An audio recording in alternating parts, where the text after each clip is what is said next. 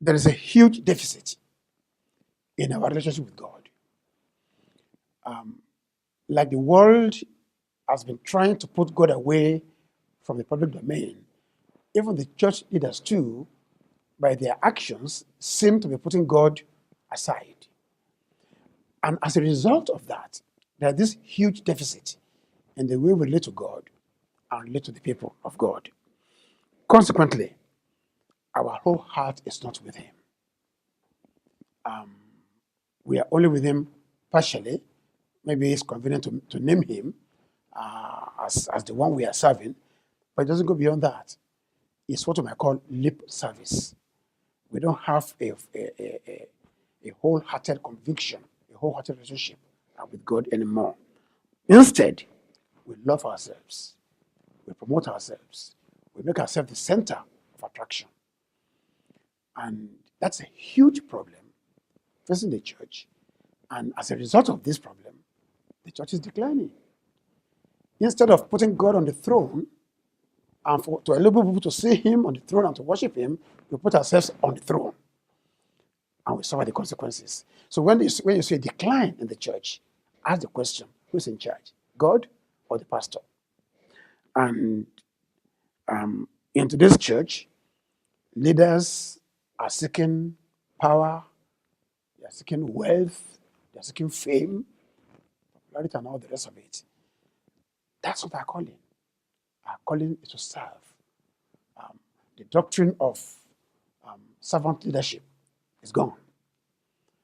Pastors now even ride in jets and they build huge financial empires around themselves. They even have bodyguards, armed bodyguards. I mean, all this to me seems very strange. It's all because, in my opinion, God is no longer at the center of the equation. So, coupled with all this, you have a lot of division. Because everybody is seeking his own glory, everybody is seeking his own relevance. So you're bound to have clashes. Ego, the ego, your ego, my ego are always clashing. And so there are divisions. And each one is seeking to get some followers.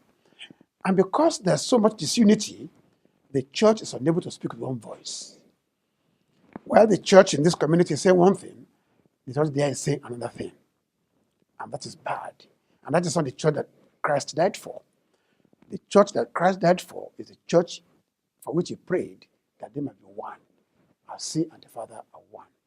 For as long as we are self-seeking, for as long as we are promoting self-interest, there will continue to be this disunity in the church of God. And what that amounts to in the end is that the church is no longer able to respond to the world as it ought to. That's the big problem of our time. You might say the church has lost its prophetic voice to a world that is increasingly sinful, to a world that is increasingly anti-God, to a world that is increasingly moving fast, recklessly towards destruction. The church has the message to give. So, I don't know how bad it will get before it gets better. But it's as bad as that in my own country and in many parts of the world. So those are some of the terrible situations we are in today in God's church.